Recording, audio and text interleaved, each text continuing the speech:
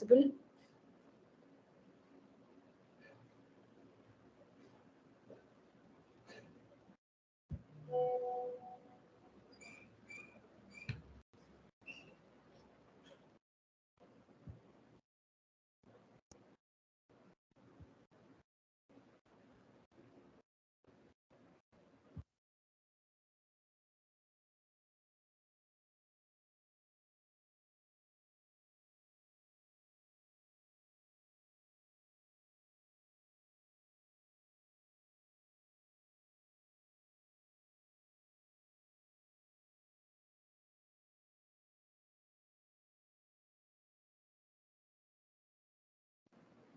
All right. Good evening to our respected speakers and all the participants. My name is Yashasvi Singh, and I will be moderating this webinar. I would like to start our webinar by introducing our speakers. First, Mr. Ravi Kalra, who is our founding partner at Clergy Wiseman, a full-service law firm. Mr. Kalra, before starting CNW, took an exit from the earlier law firm, where he had been promoted as an equity partner within a short span of 3 years. He is the man behind many startups and one who gives them legal guidance. He has an extensive experience in legal advisory on complex legal and regulatory matters and has been practicing with an emphasis on the startups and venture capital since 2019. Moving on to the second speaker, Mr. Pratik Lakra, who co-founded his own law firm, Clergy Wiseman, as a startup attorney at the age of 24. Mr. Lakra has worked with the United Nations after obtaining a Masters of Law LLM in Transnational Crime and Justice from the United Nations Inter-Regional Crime and Justice Research Institution and the University of Peace. He has been an avid mooter since law school and has won National Trial Advocacy Moot Court competition at our own UPS. Now, I would like to invite our convener, Edwin, to welcome the speakers and request him to start with the webinar. Over to you, Edwin. Uh, Respected speakers, Mr. Pradeep Lakra sir, Mr. Avi Kalra sir, and dear participants, good evening to all. As a convener, I am here to welcome you all for this webinar on application of AI and tech in legal practice on behalf of UPS Technology Society. We are ecstatic to have Mr. Pradeep Lakra and Mr. Avi Kalra, founding partners of Clergy and Wiseman, join us today. We believe this is an excellent opportunity to learn from you and be inspired to think beyond. On behalf of Technology Society, I extend a warm welcome to both of you, sir. At this special moment, we would like to welcome all the attendees. We appreciate your willingness and enthusiasm to participate in the webinar. Thank you. Now over to you, Yashasvi. Thank you, Edwin. I would request the participants to post their questions in the chat box, which our speakers will answer at the end of the session during the Q&A session. Now, I would request Mr. Pratik Lakra to begin with his speech.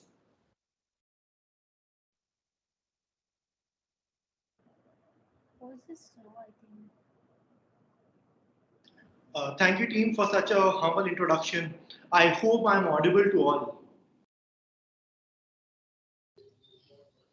Yes, sir, you are audible. Great, great. I never knew technology has come so far that I can see a lot of people sitting on seats virtually, but that's a good thing. I would like to extend my thanks to the UPS Law School and the Technology Law Society for inviting me to this webinar. When I received the proposal for or the invitation, uh, I'm getting messages that my voice is little low. Is it? Is it?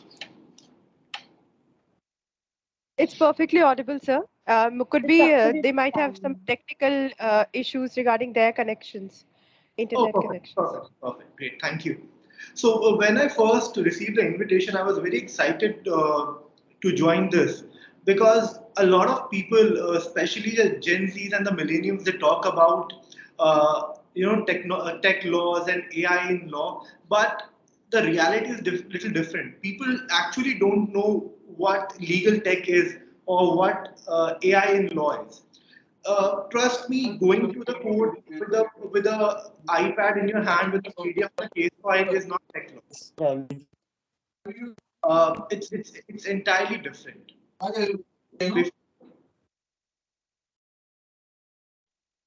So before starting why we opted for tech law, let me give you a brief introduction, who we are and what we do and why we started this venture. That will help you to know why we shifted to tech and AI. So after I finished my masters, I was working with United Nations, and during the pandemic, I was sent back to my home country, India, where me and Avi decided to start our own law firm. And not only he was my classmate, he was also my moot court partner. And UPS is the first college where I won. Is a college where I won my first ever moot court. So it's good to be back virtually at UPS. So we did a lot of moot courts. We wrote a lot of research papers together, and we had a thing that we are going to start our own law firm sometime, but not very sure when. And COVID was the right time, I think. But the problem was we were 24 years old, and nobody was ready to trust us or trust 24-year-old fresh graduates out of the law school with law, either it be litigation or corporate. So the problem before us was, we know we are ready to commit, we are ready to work, but how can we make people believe that yes, we can do it? Because there are people out there who have more experience as compared to my age. So the industry is very tough. But we sat down and we were of the opinion that AI and technology can help us succeed. Because when you are, especially in the corporate market, it depends what are you offering to them. You have to bring innovation to law. Because normal litigation, normal contracts, everybody is doing the same. Now you have to do something different to capture the market. Not only capture the market, but you have to bring more professionalism, and you have to introduce yourself that you are doing something entirely different. Now, this entirely different thing can be done through technology or AI, because it's on rise, and nowadays everything can be done through technology or AI. Then we started working closely with tech companies or AI legal tech companies, which would help us, to implement all these things. In the starting, even I was very clueless. Even I did not know how tech and law is going to work, because all through all of my work experience and internship, I used to carry files in my hands, or just open a Word format, draft, or check the contracts. That's what my knowledge was. So we talk to people. Uh, I talk to a lot of startups, and the best thing about working with startups is that there are young people like us, and they want to work with young people, but they also want results. So we started implementing AI, and we have come up with systems that would help us to give better things to our client at a very reasonable cost. So I'll start telling you how we implement AI and tech to law. So I'll start first thing, what we call is contract lifecycle management. Now, what is contract lifecycle management? So contract lifecycle management means from the day a contract is drafted or vetted to the end of the life of the contract, or till it goes to the litigation, we take care of it. And if you are taking care of one or two contracts with their life cycle management, it's easy. But let's say a corporate or a corporation who's doing 15 to 20 contracts a day, it's you would need some technology to it. So we have come up with a system for contract lifecycle management. Let's start from a very basic thing, drafting. So there was a point when we realized that now we need AI and tech in the law. So what happened on a very fine Friday night, me and Avi were sitting, and we get a call from our client Pratik, we are hiring 15, 20 people and they are joining tomorrow and they are joining at different levels and at different hierarchies and I want you to draft me a contract and I want those contracts and NDAs at my table by 9 or 10 in the morning. Now, on a evening around 9 or 10 p.m. sitting in our offices, I was about to pack my bags and I receive a call that I have to draft 15, 16 agreements and that to employer-employee agreements. Nothing special is going to be there, but you have to still sit down and draft those agreements.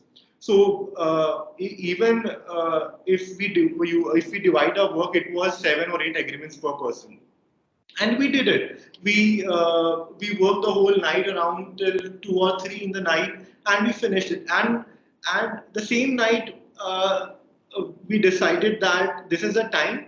Let's implement whatever tech or law we have. So we started subscription and we got enrolled and we partnered with 2 companies, which we will discuss on the later stage. So these 2 softwares will help us to draft as well as vet these agreements.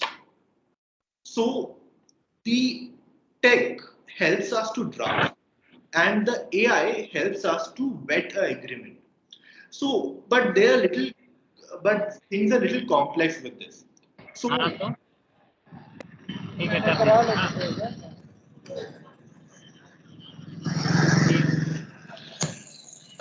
the admin, can you mute it? Thank you. So AI requires machine learning. Machine learning requires humans. So it's basically you are feeding your knowledge to AI. It is a time-consuming process. It is also a costly affair. But we implemented all these things. The scope of AI in vetting, it's very small. Let me be very frank. The technology is still developing. I cannot bring a term sheet or a shareholders agreement and fetch it to the AI and it will come up with suitable drafts. No. The AI learning is for different contracts. Like I have a machine learning separate for my NDAs. I have a separate machine learning for my service level agreements and a separate one for a data protection or a data processing agreements. So that is different. Whereas coming to the drafting end, we have a tech which has several templates and templates within the templates. So let's say I have to draft 5 contracts for a manager level salesperson. So I just need to add first person, second person, salary, termination clause, and I'll put the jurisdiction. And within few minutes, I have my agreement ready. Uh, and I don't have to do a lot of things. I just need to go and have a look. That's it. Where I have to work on a bulk, the tech is best. But the tech fails when you have to draft complex agreements. Let's say I was drafting a founder's agreement and a term sheet simultaneously for an insurance company. Trust me, the tech failed. I had to draft it again. So tech is very good when you're doing a bulk work. Let's say you're making NDAs in bulk or employer-employer agreements, or you have a set format, or they are little bit of the changes. Then it's good. Otherwise, tech you need to create your own templates for different things. AI has not taken over the drafting work yet. You will find some AIs who work in drafting, but they're not very good to use. They're not very user friendly and they don't give you desired result. But in vetting, there is. Now my agreement has been drafted. My agreement has been vetted. Now the second thing is execution. So now how do I execute? So earlier, let's say now I provide a pan India service. Now earlier, if let's say I have an agreement which has to be executed in Madhya Pradesh, I used to call a stamp duty vendor and call him that I need a stamp duty of 1,000, 2,000 rupees. Take out a stamp duty and courier it to me.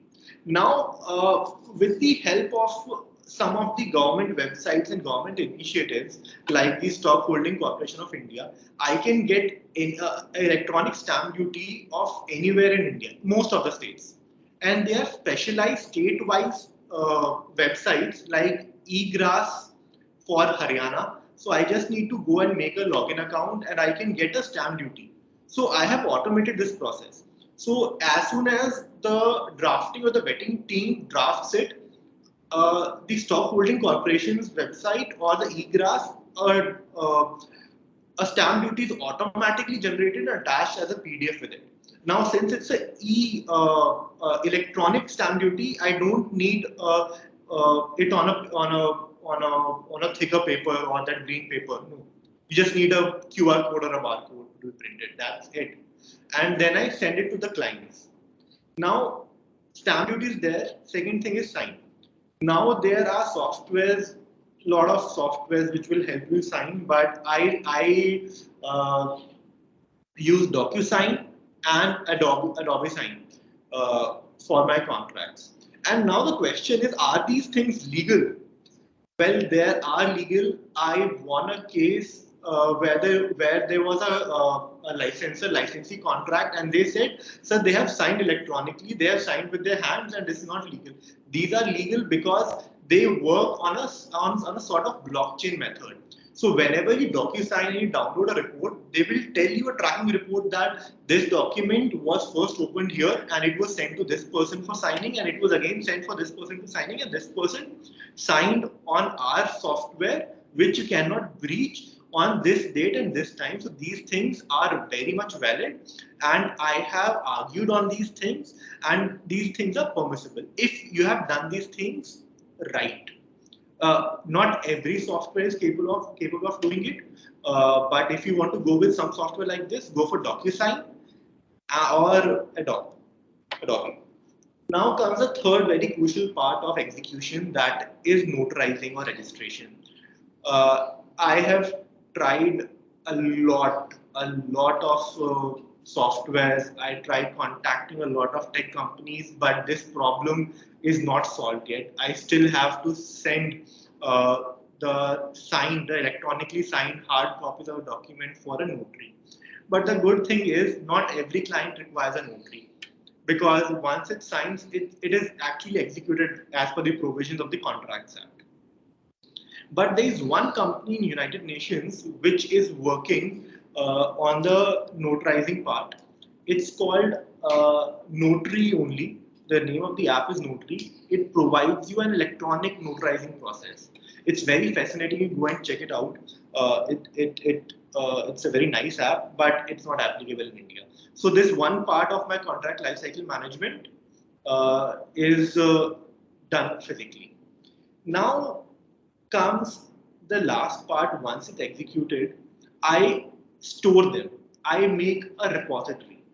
So clients do not want to handle contracts. Nobody wants to handle hundreds and thousands of contracts. We have come up with a system of repository. So it is a Excel kind of a thing, whereas I have a contract number. If I take my cursor to there, I can see the document in a soft copy attached.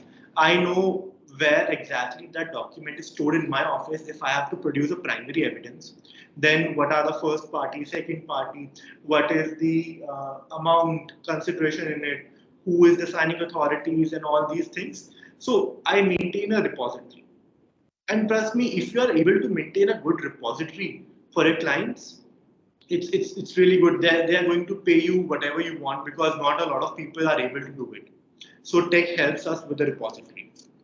Now coming to the litigation part. Once the contract is stored, the only time you will open it either to renew it, or it goes to litigation. If I talk about litigation, so this is now my contract life cycle is finished. This is whole contract lifecycle management and how I use AI in contract lifecycle management.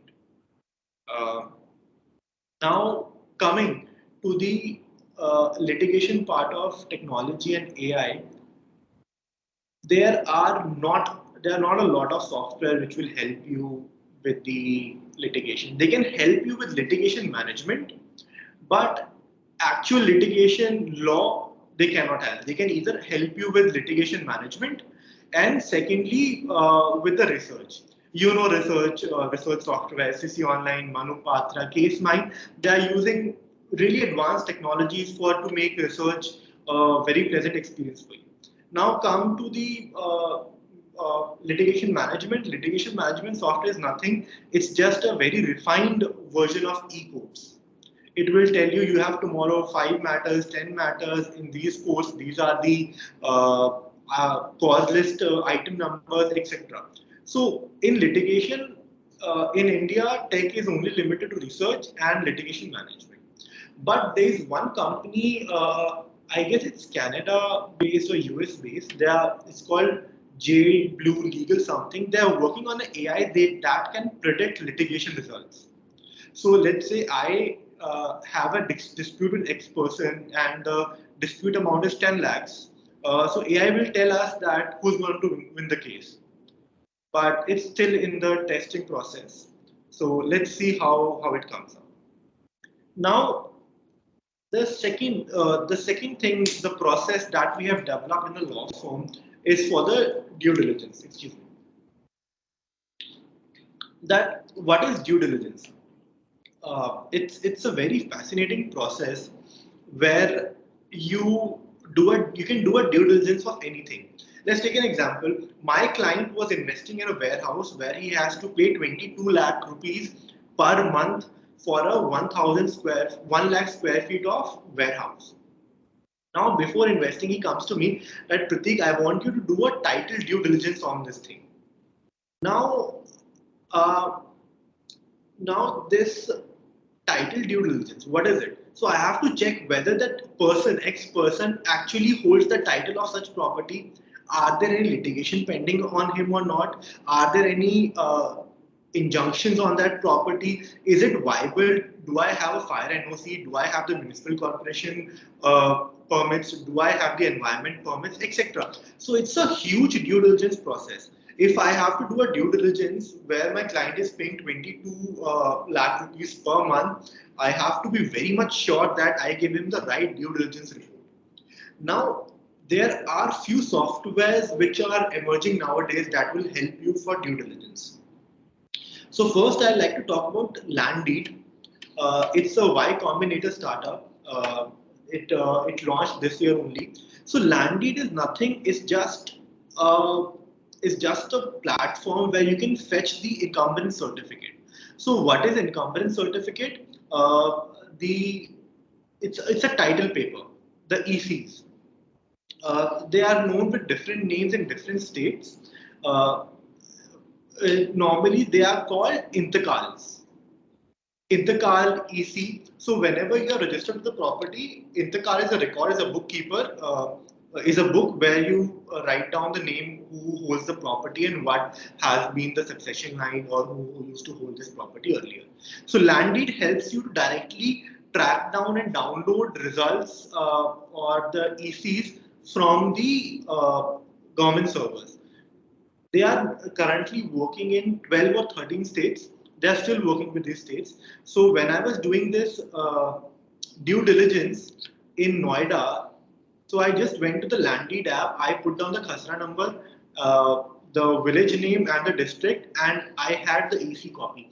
Now I don't need to go to the Tehsildar's office, apply for an incomplete certificate, wait for 12, 13 days, and then do my reading. So Landdeed helps you with your ECs. Now, this is the land part. Now, what about the owners? There are few people who are holding this warehouse. I also need to check whether are there any cases pending. So, Identify is a company that helps you to do a due diligence of the people. They will tell how many cases are pending upon this person. Are there any criminal charges? What is the intensity on a scale of 1 to 10? How many cases are there? So it tells you.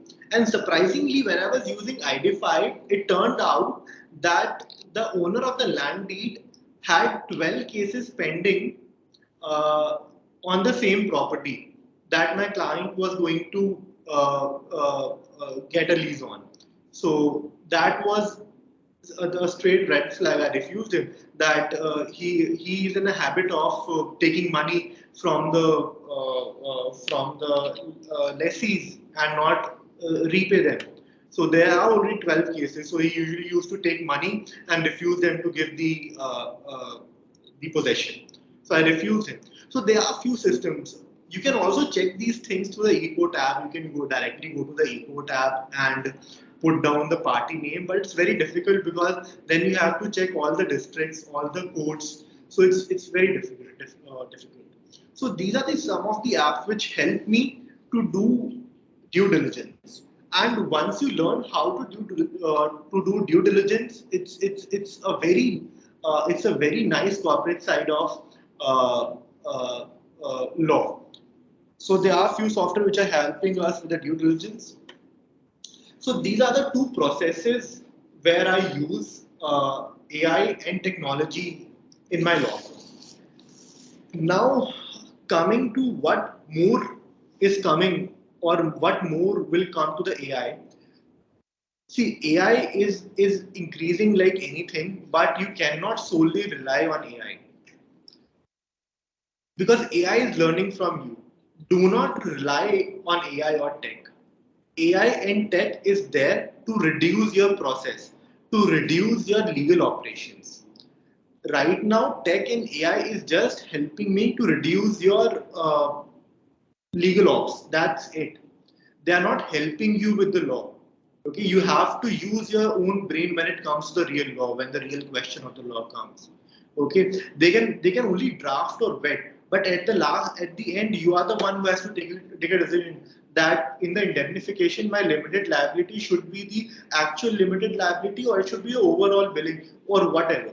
So AI and technology right now, they are just easing your legal processes, and legal process is such a thing, or legal operation such a thing that consumes 80% of your time.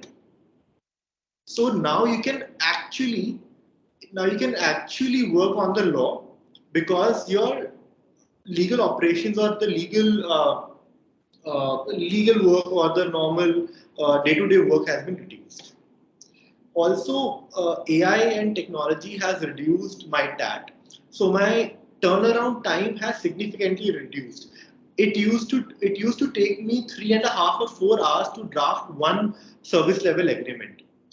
Now I'm able to do the same thing in less than 20 minutes. From starting from the time I receive an email request, my client requesting me to draft a service level agreement, it takes me only 30, let's say max to max 30 minutes to draft a contract through tech, reviewing it myself and sending it for execution. That's it. From 3.5 hours, it's now only 30 minutes. So AI is reducing my legal operations, but guys, never trust AI with law. Uh, do study, don't stop studying, thinking that you will buy a software post your college days and it will help you. It's not going to help. Your books are going to help you, and your faculty is going to help you. AI is not going to help you. I don't think in next 5 to 10 years is going to help you with law. So don't. Uh, but a lot of things are happening. We are also trying to develop few softwares in house. So I get a lot of work with trademark and patents. And every time I file a trademark and a patent, I need to draft a TMA or a PTA, a trademark application or a patent application.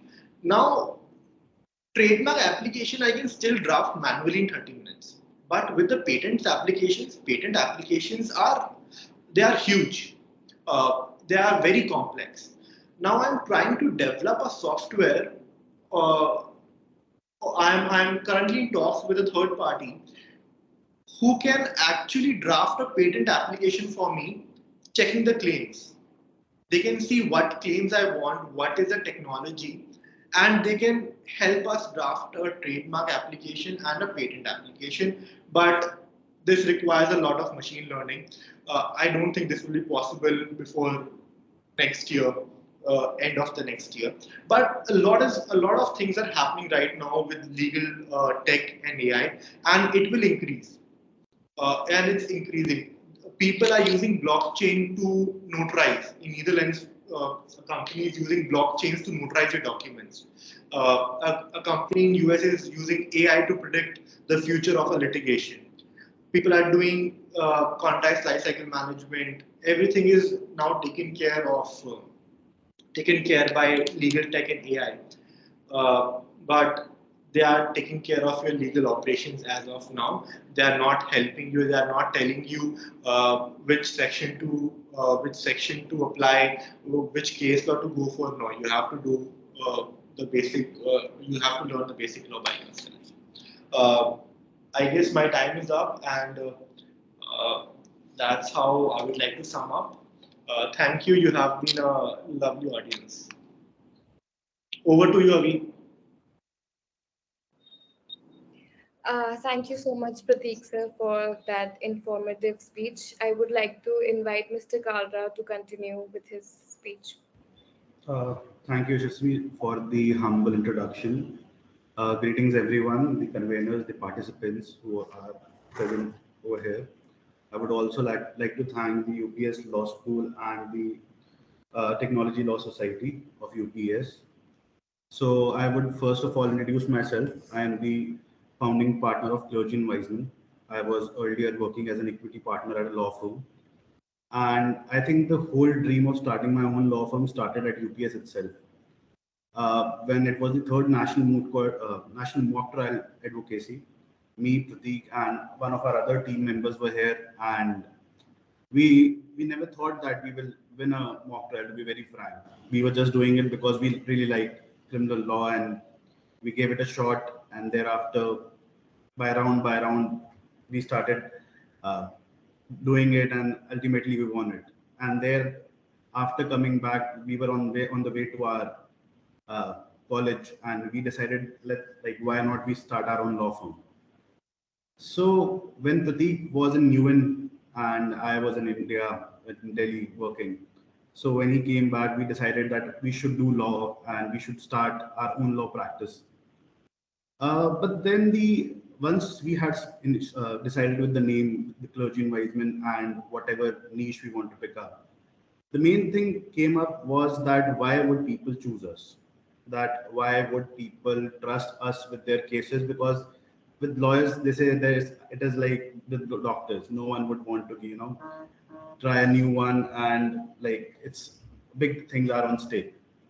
So then we were reading about AI and how AI is continuously developing, and AI might already, change the legal profession. It is already doing in US as we talk, but in India, uh, we don't see many of the companies who are using AI. So as on date, if we talk about AI, so me and Prateek, when we were talking to certain companies, we did our research. We found out certain companies who are developing softwares with that. So we had a word with them. We had like various meetings with different, I think 6, 7 companies we had meetings with. But the issue that arose was the time, the machine learning. Now, as an advocate, if you are like in law school, you are being taught for 5 years about whole thing that how law would work, and then in the internships you would be given contracts, you will be given certain documents, and with time, once a document is presented to you. So when I was in college, probably it would have taken me 1 hour to review a document. Right now, if you give me a document, I might take 5 minutes just to take out the major points and then probably not even read the other half of it. But then with AI, so as now if we talk about how AI is working as of now, so they have certain templates. I think you must have seen that on Instagram, Facebook, there are various ads coming on right now where they are giving you that reduce your turnaround time, get the 3,000 templates, 10,000 templates for 1,500 rupees. And they're like the market disruption has already started. It's not that it was there 3 years back. There are various documents that, for a franchise document, if I have to make it from scratch, it will take me around 3, 4 days to, get to the client and do everything. Right now, people, the startups who cannot afford the lawyers, and they are ready to pay 999 rupees, they would just take the template out, fill in half of the things by themselves. And yeah, when the litigation would arise, then they would definitely come to a lawyer.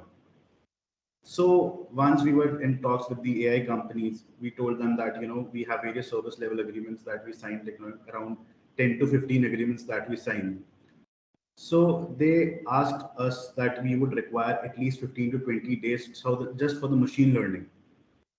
And even for the machine learning, it will take us 15, 20 days, and then there will have to be a person from your company who will have to understand how the AI would work. we were not satisfied with it, because once if my client is telling me that I need a document by the end of the day, then I cannot, commit that it will take my AI whatever I've taken 15-20 days for it. So then we moved to certain companies who were working. There's a company called Jury Blocks. There's a company called Lin Legal. So they are the pioneer of the AI, and they are most of like top rated companies in the world. So the Jury Blocks, as we speak, we at Clergy and Wiseman are using both Jury Blocks and Lin Legal. Once we talk about Jury Blocks is basically that right now it's a set of questionnaires. I'll give it's a basically a platform where I will give my client 5 questions. And if he answers these 5 questions, then the agreement will be ready in another like one or 2 minutes.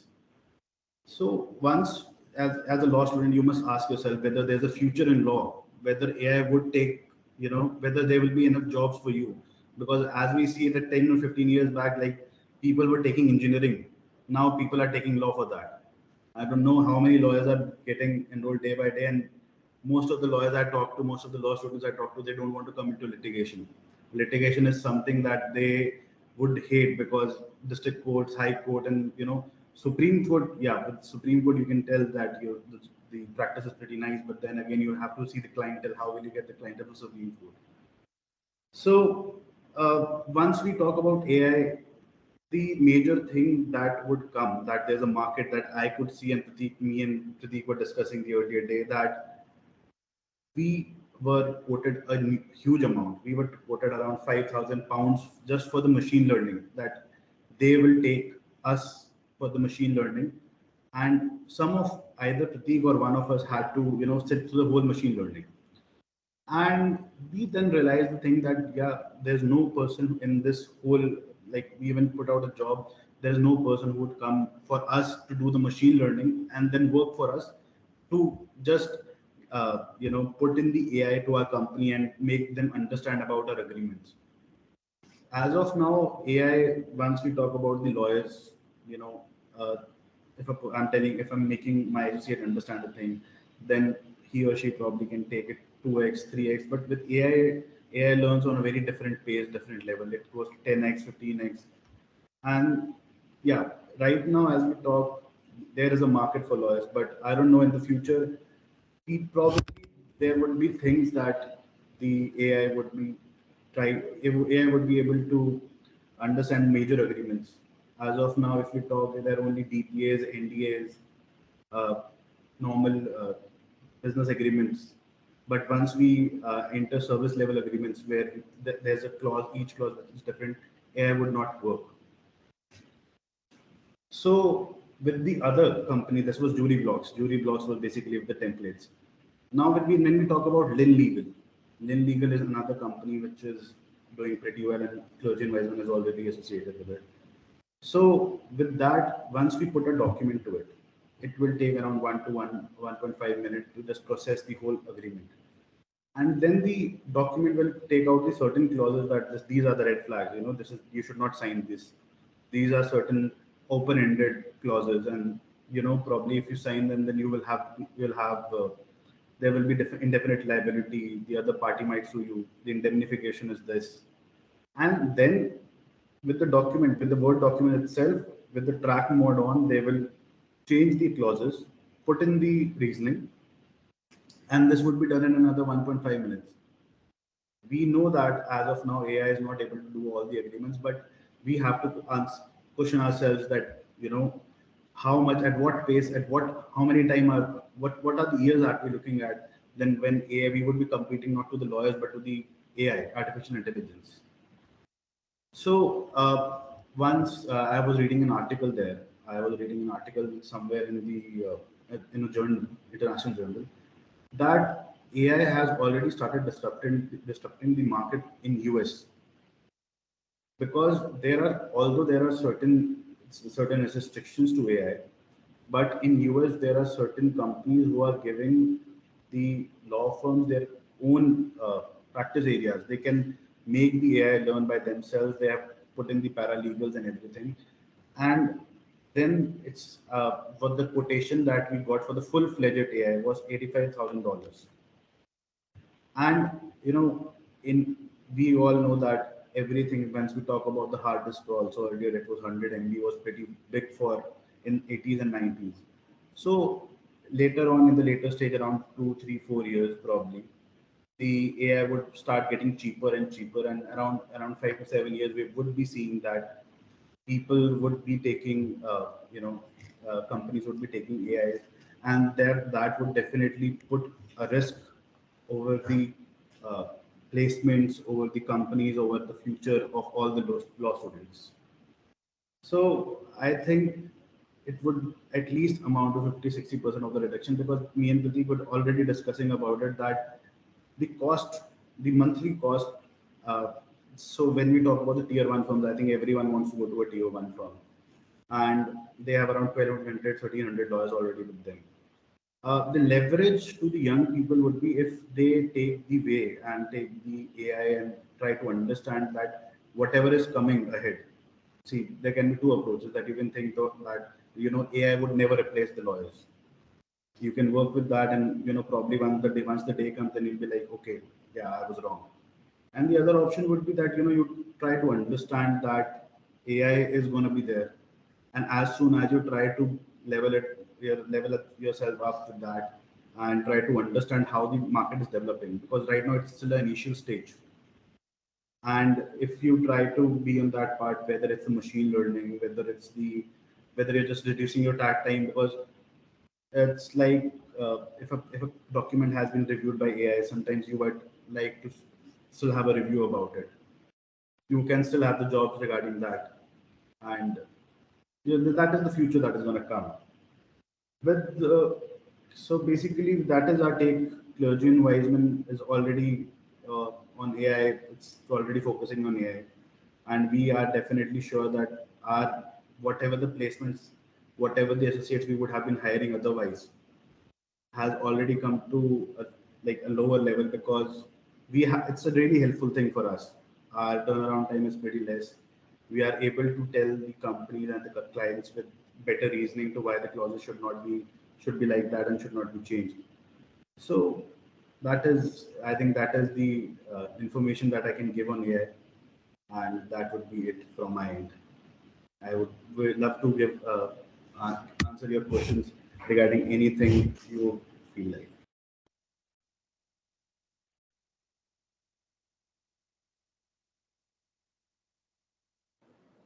Thank you for that interesting speech, Mr. Ravi. Now, I would like to move on to our question and answers. One of the questions that has been asked by one of the participants is there any law regulating AI in India except for Patents Act? Avi, if I can go ahead and answer this. Please, please, please. So when we started working with the AI and the tech, we wanted to know that what things are legal and how things are going to what things are going to regulate our tech and AI. So if you want a black and white answer, there are no laws or regulations right now that they are going to regulate your AI or tech. There are few laws like Information Technology Act, some provision of the Evidence Act, and to protect your own interest in the AI and tech patents law, maybe yes, but special laws for that, no.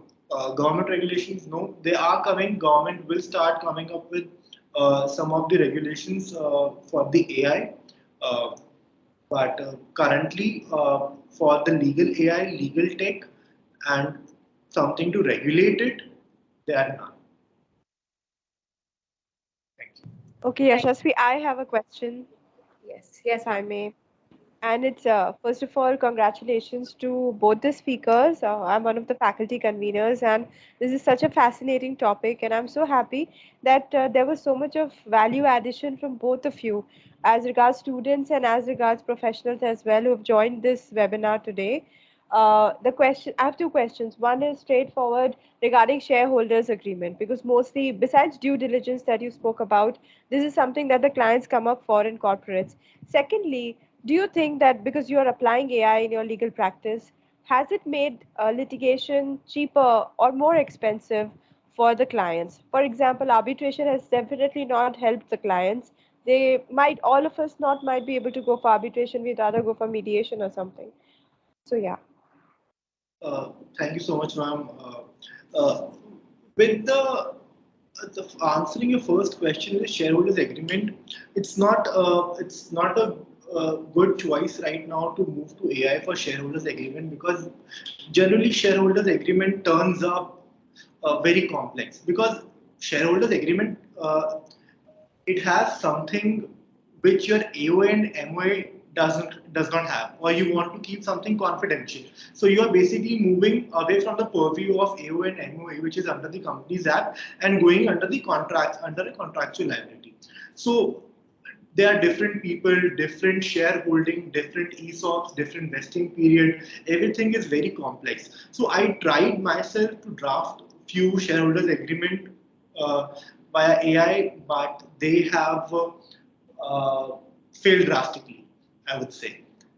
Now coming to the cost, yes, with the coming of tech and AI, things have become slightly costly. I wouldn't say a huge. I won't say there's significant difference, slight difference.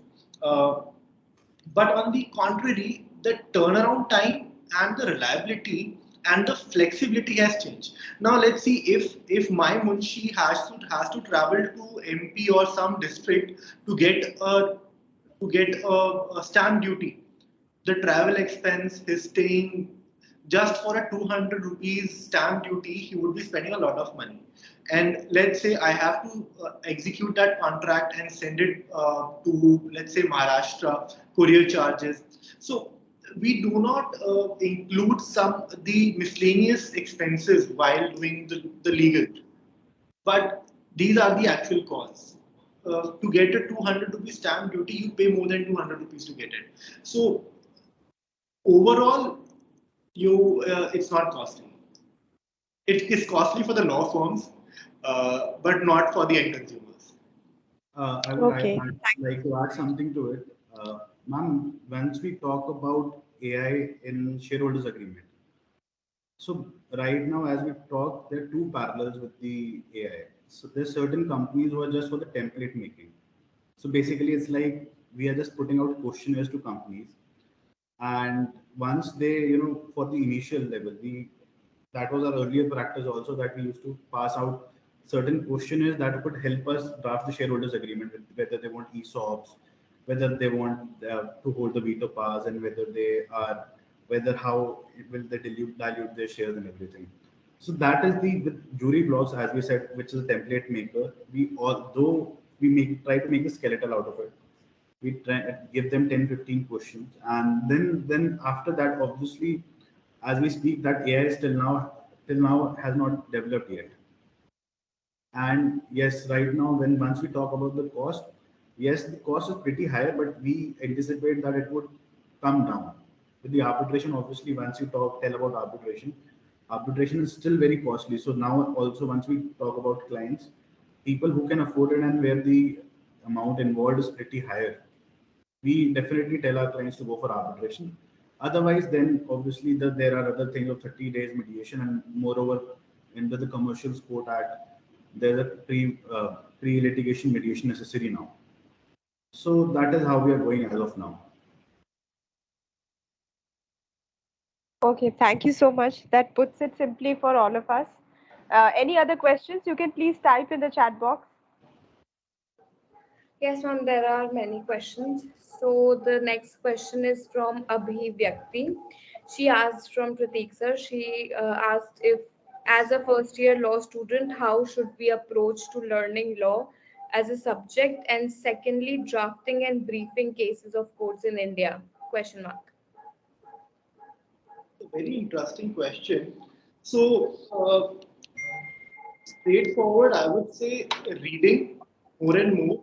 But when I was studying with in my UN college, one of my faculty told me a very interesting thing, that if you study law, in a tabular method, if you are able to make a table or a chart out of every subject in the law, you will basically never forget it.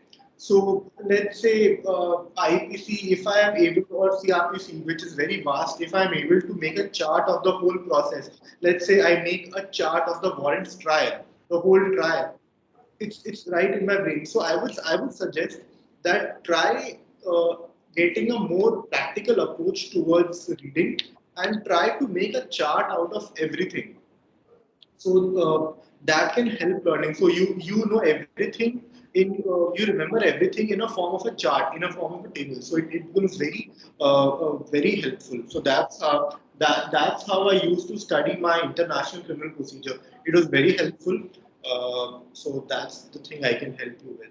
Otherwise, drafting, the more you draft, the more you excel. And the same is with the research. The more you research, you will understand where to search things and where not to search. And with drafting, you have to read a lot and you have to practice drafting a lot. Thank All right, thank you for answering. Our next question is from Suyash. He asked that if you think that AI will be used in non-complex or common cases so that other judges can concentrate on other cases. Question mark. Pratik, I'll answer this. So with AI, in India, you have to understand that the whole system, whole the way cases are working as of now is already going to change. If you are reading about the policy that is going to come, that the mediation would get mandatory, and once the CPC is amended, then we can think that yes, in certain cases that yes, AI would be applicable in that because AI, if I think that if it is as per my understanding that AI would only be applicable once the case file, when the case proceedings are fully done. It won't be applicable till the time you're leading the evidences, you're leading the final arguments, you're leading the issues and everything. So for that, India first has to go and amend the procedural law that it has as of now. And probably in the constitutional matters, again, the thing is that we know that presidential law keeps on changing and new developments keep on coming. And with AI, the thing is that AI has to learn before that. So AI cannot develop a new thing on its own. As of now, it has to go through machine learning. So with that, I think first the procedural thing has to be changed, and once the law is settled, AI could be used for. So once that is another saying that AI won't replace the lawyers. AI would replace the lawyers for not using AI. So it might help judges in helping in decide the cases with all the relevant case laws and everything. So that is the answer that I think would be appropriate over here. Thank you so much, sir, for answering that. Our next question to you is from Manvendra. He asked, how would AI deal with the standards for data transfer and contract management where we still lack appropriate privacy laws? Pratik, you would answer that? I don't think we lack appropriate privacy laws. Uh, I, we can say that the implementation is not right of the privacy laws. The privacy laws are more or less just in their place. Okay, and now while coming, how do we manage privacy?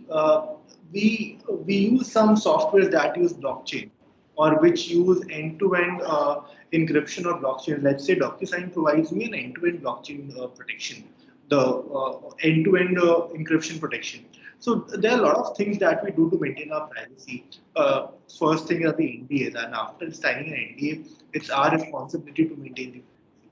So we use strong softwares. We have a system of malware detection. We have our own, custom IPs. We have some software for IP protection. I don't know what it is, but there are things in place to protect the privacy of the clients. Uh, and the best thing is we still write on paper, so it's very hard to uh, for thieves to take a paper out of the office. So, yeah. All right, our next question is from Ayushi. She asked if you think that AI will take over the legal profession. Like, do you think AI will be replacing human intelligence or legal profession anytime soon? So with that, I think I've already answered the question that AI is developing very fast. Today, as we speak, we have given the turnaround times of 6 months, 7 months for a single agreement to be understood. But yes, the job opportunities would be significantly lowered down. AI would be there. Even the tier one firms will be taking less of the associates, hiring less associates, because we need to understand that although the complex things cannot be dealt with AI as of now, but it's artificial intelligence, and the way it grows and the way it is advancing, there will be a direct threat to all the people, all the law students who are there for the job opportunities. So AI would not replace the lawyers totally, but yes, with a significant level, there will be. So basically, if you ask me as a person who will be hiring associates, then definitely I would be spending a little bit amount more on AI and lesser than on the associates. I would rather take it to a 50-50 ratio if the AI comes up to that level. Thank you so much, sir, for answering that. Our next question to you is, how will AI be helping or is helping in forensic field in law and handling forensic criminal cases? Uh, so AI, forensics, and law, uh, these things do not intersect a lot. Okay, the forensics is very limited to criminal matters and the MNC report. Okay. Now AI and tech will be used to create this MLC report. Okay. So how deep was the stabbing wound, or what was the cause of the infection? What was the sort of gunpowder? So all these things are for the doctor's end to make a MLC report. Now, my play or as a lawyer, I would be only seeing the MLC report. Now, I do not need a lot of tech to read a MLC report, definitely, because doctor is obviously going to give his opinion. But I would say if you want to learn about the MLC, it's the right way is not through AI or technology. It's more about reading. Let's say Modi's book on medical jurisprudence and toxicology. I say it's the Bible of medical forensics. So read it, because our role is very limited as an advocate. Once the MLC comes in, charge sheet is filed, that's when we come into play. And once you read the whole Modi's book on toxicology and medical jurisprudence, you would learn how to read MLC and all the medical reports and how to evaluate. I don't think you need a lot of tech or AI for reading MLCs. Doctors need it a lot to make the MLC and to determine things, but not us. Thank you. Thank you so much, sir, for answering that. I think we have one or two more questions. One question asked by Vaishali is, how will we deal with the privacy of clients and data security considering the increased use of spyware, malwares, and etc.? So we need to understand that with every transaction, NDAs is signed. So with NDA, once we talk about the NDA, there are indemnification clauses with that. And with the indemnification clauses, all the if there's any breach of the privacy or any breach or any negligent act on behalf of any of the party, then there's a liability which has been already been defined. And then supposedly we say that it's 1 crore, 2 crore, and then laws are very smart in that. They take, so it's another thing that has been developing is that the law firms have started taking insurances for transactions they are involved in. So with any client who decides to sue a legal law firm, then the insurance company would step in and then pay for the damages whatever has happened. So the liability would then be obviously covered in the amount. And I think this is how it will develop, and this is the way to go forward. Thank you so much, sir, for answering that question. Now, this is the last question of the session, then we will conclude. So, I would like to ask this question from Prateek, sir. He mentioned litigation predictions in your speech. So, like you mentioned, are they valid from a judicial perspective? Aren't they like against natural justice? Because litigation predictions are interfering with the judicial system of India. So, aren't they against natural justice system? See, currently they are not implementing that AI to predict. Okay, they are just uh, developing the software. And if this thing comes, there would be definitely some jurisprudence or some legislation to control it.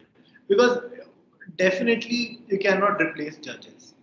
Okay, but the good thing is the AI or the machine learning would work on laws. Law is more or less very structured, except few laws. Most of them are structured. And if the AI learns how to read the structure and how to proceed, I think it would be very helpful. But yes, definitely you cannot leave law or the judgments to an AI. If it comes, definitely there would be several laws. Currently, there are no.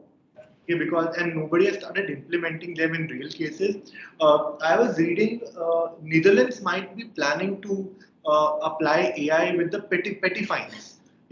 Fines which are not above, I guess, €100 might be. I might be wrong, but yes. But with the criminal matters, I don't think you should implement AI without proper laws. Thank you.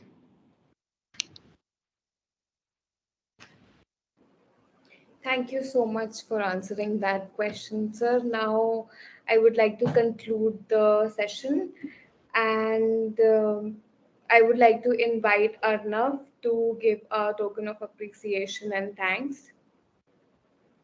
Over to you, Arnav. Shashvi. Uh, Honorable speakers, faculty, conveners, and my dear friends, it seems to be a great honor to propose the vote of thanks to our guest speakers, Mr. Pratik Lakra and Mr. Avi Kalra, for gracing today's webinar and making it very meaningful and interesting for all the participants and the core members. Further, I did like to I'd like to give my vote of thanks to anchor of this webinar, Ms. Yashashvi Singh, and our faculty convener, Ms. Satakshi Jori, and faculty co-convener, Mr. Hartej Singh Kocher, and other core members for their continuous support and hard work. Thank you.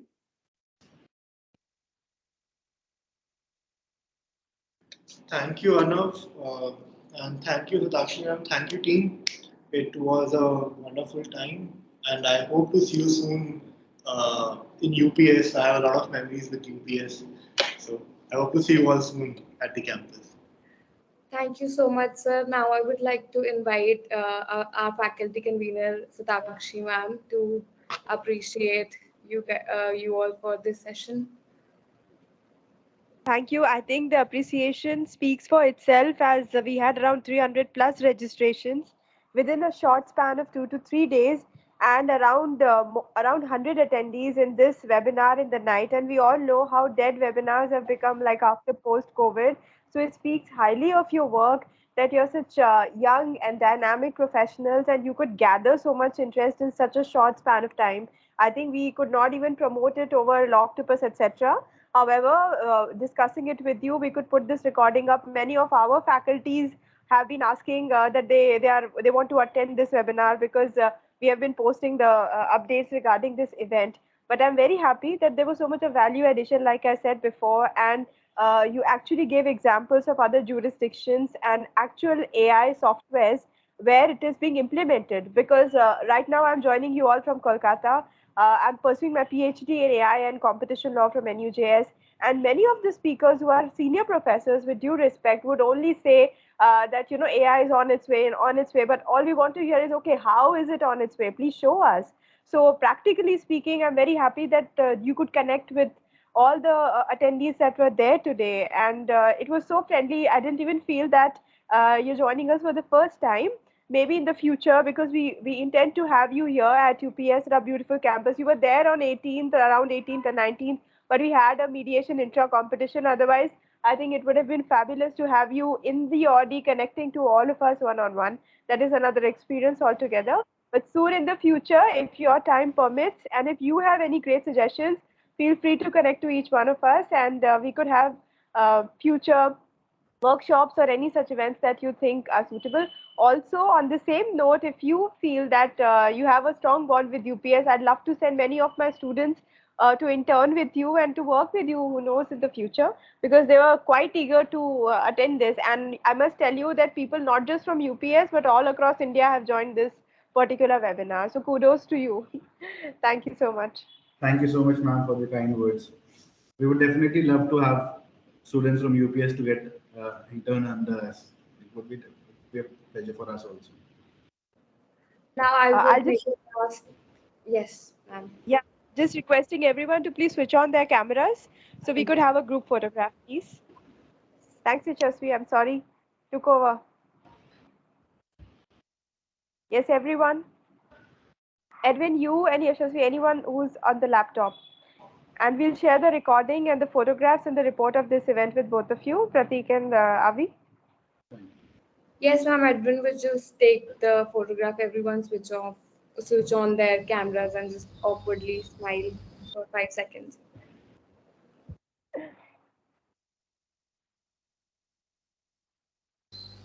Yes, ma'am. It's done. Okay, thank you. Let's call it a night then. Thank you, guys. Thank you, sir. Thank you, sir.